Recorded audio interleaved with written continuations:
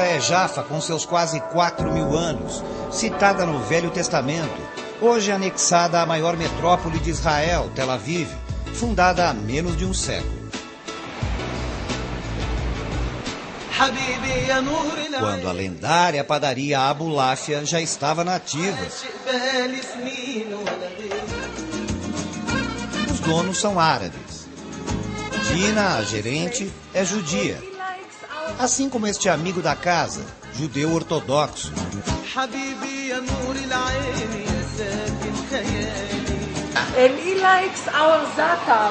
Para explicar esta alquimia, Dina recorre ao que está à vista. Sou um tempero, ela brinca. Como o za'atar, mistura de ervas típica do Oriente Médio, sobre o pita, o pão árabe.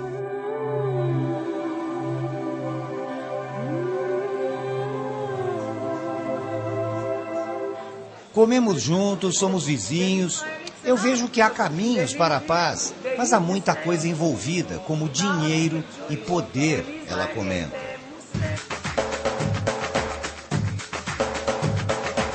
Cenário ideal para essa discussão é Haifa, a terceira maior cidade de Israel e o principal porto do país. Construída nessas colinas a partir do mar, é conhecida por sua beleza e admirada por seu clima de tolerância.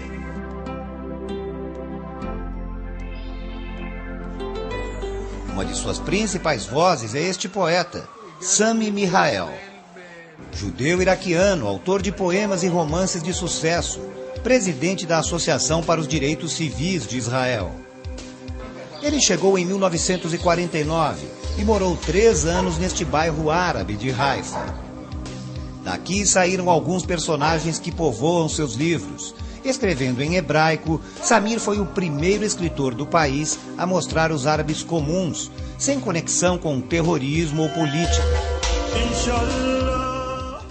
Eu mesmo tenho 2 mães, uma árabe que me deu à luz no Iraque e Israel, a mãe judia que me acolheu.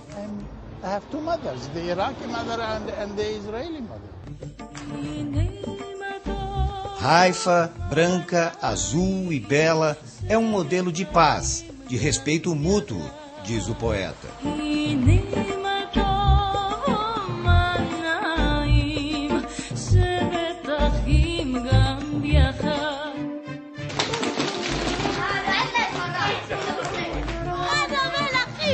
Coexistência pode ser barulhenta, bagunçada.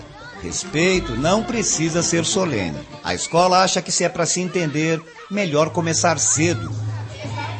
Numa semana, as crianças árabes vêm até aqui para brincar, conviver, conhecer. Na outra, são as crianças judias que visitam a escola árabe. Quando começa o jogo, é cada um por si, e todos pela brincadeira.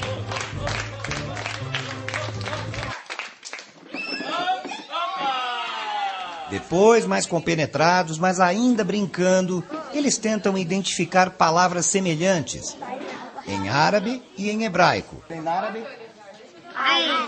Em livro? E todos dançam para celebrar o final de mais este encontro.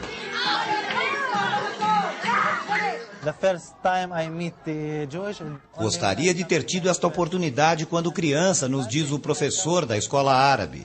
Ibrahim, que em hebraico seria Avraham, e em português Abraão, conta que só passou a conviver com judeus na universidade, num programa como este, e só então pôde olhar para eles como simples seres humanos, sem se importar com a religião.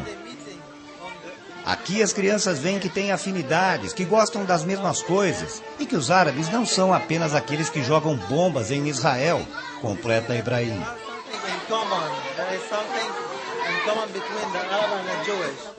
A diretora da escola explica que o projeto começa com as crianças e depois vai envolver pais e professores. Os 2 lados têm medo, e se você se der conta que o outro é um ser humano, isso pode acabar.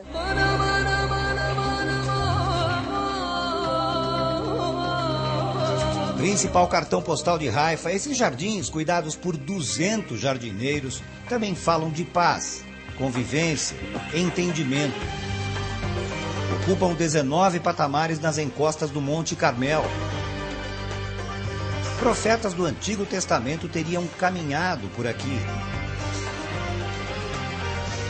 É o centro espiritual da religião Bahá'í. Como os judeus, os muçulmanos e os cristãos, os Bahá'ís são monoteístas, acreditam em um só Deus.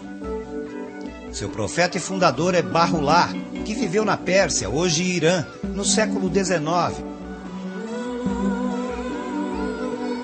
Estes 2 brasileiros voluntários vão ficar 2 anos por aqui. Fazem parte dos 6,5 milhões de seguidores dos ensinamentos do profeta Bahá'u'lláh. A fé Bahá'í acredita que a religião de Deus é uma só e ela é revelada de tempos em tempos. Em Israel, apesar de que existe essa imagem conflituosa, pelo menos em Haifa, as diferentes religiões, elas sim existem em harmonia. As pessoas têm uma vida normal como em qualquer outro lugar do mundo. Então é basicamente como se o conflito não existisse. Afinal, qual é a cara deste país? Em 7 milhões de habitantes, quase 5,5 milhões são judeus, nascidos aqui ou vindos de 80 países diferentes. A última grande leva de imigrantes foi de russos, nos anos 80 e 90. 1 milhão de pessoas. Há quase 1,5 milhão de cidadãos árabes israelenses e pouco mais de 100 mil drusos. Povo sem país próprio. Esses dos bigodões, dessas calças engraçadas, do jeito extrovertido, caloroso.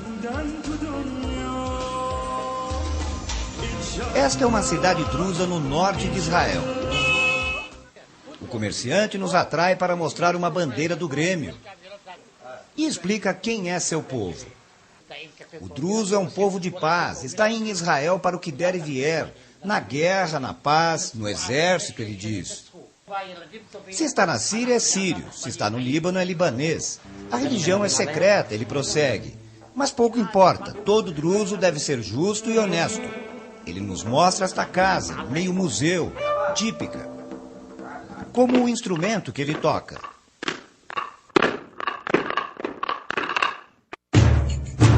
Lá fora, na calçada, a mulher começa o que para nós é um show. Para ela, rotina repetida há gerações. Habilidade, prática, tradição. Pão, lafa, coalhada, azeite.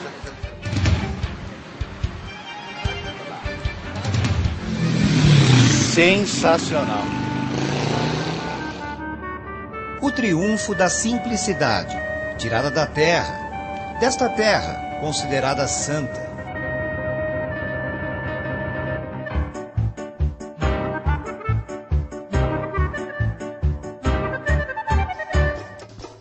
O lugar onde teria nascido o menino Deus e os mistérios da Cabala. Veja a seguir.